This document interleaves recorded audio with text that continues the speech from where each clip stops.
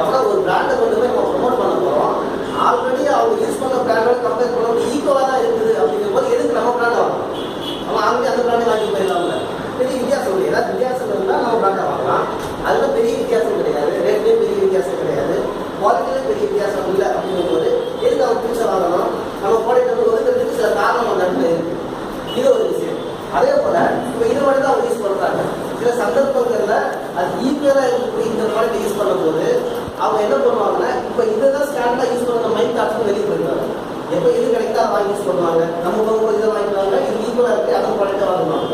அவங்க இந்த மாதிரியான வேரியேஷன் நெகட்டிவ்ங்கிறது நம்ம மார்க்கெட்டில் வந்துட்டு இதே நம்ம அப்படியே பட்ஜெட் பேங்க் அப்படி தாண்டி பாருங்க. இப்போ பட்ஜெட் பேங்கை யூஸ் பண்ண பிறகு ஒரு ஆள் முடிய யூஸ் பண்ணாங்கன்னா கண்டிப்பாக இது வந்து ரிசல்ட்டுங்கிறது நெகட்டிவ், இது நல்லா இல்லை. இல்லாட்டி இது யூஸ் பண்ணுறோம், இது யூஸ் பண்ணாலும் இதுல பெஸ்ட்டாக இருக்குது. இது 100% பெஸ்ட்டாக இருக்கும்போது என்ன எதுக்காக நான் சொல்கிறேன்னா, நேரடி விற்பனையை பொறுத்த வரைக்கும் கஸ்டமர் தான் முக்கியம். கஸ்டமர் நம்ம பிஸ்னஸே பண்ண முடியாது. கஸ்டமர் போகிறதுக்கான சில காரியங்களை நம்ம வழிவகுச்சு நம்ம சொல்கிறோம். அப்படி பட்ஜெட் பேக் யூஸ் பண்ணும்போது கஸ்டமர் ஒரு செகண்ட் ஒரு இந்தியாவில் கூட நம்ம எதிர்பார்க்கிற வாய்ப்பே கிடையாது.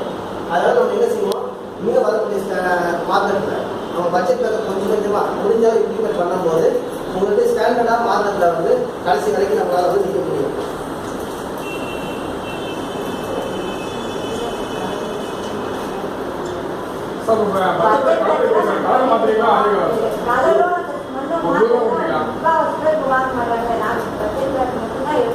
இப்படி போட்டு ரூபாய் இனிமே வரக்கூடியது இந்த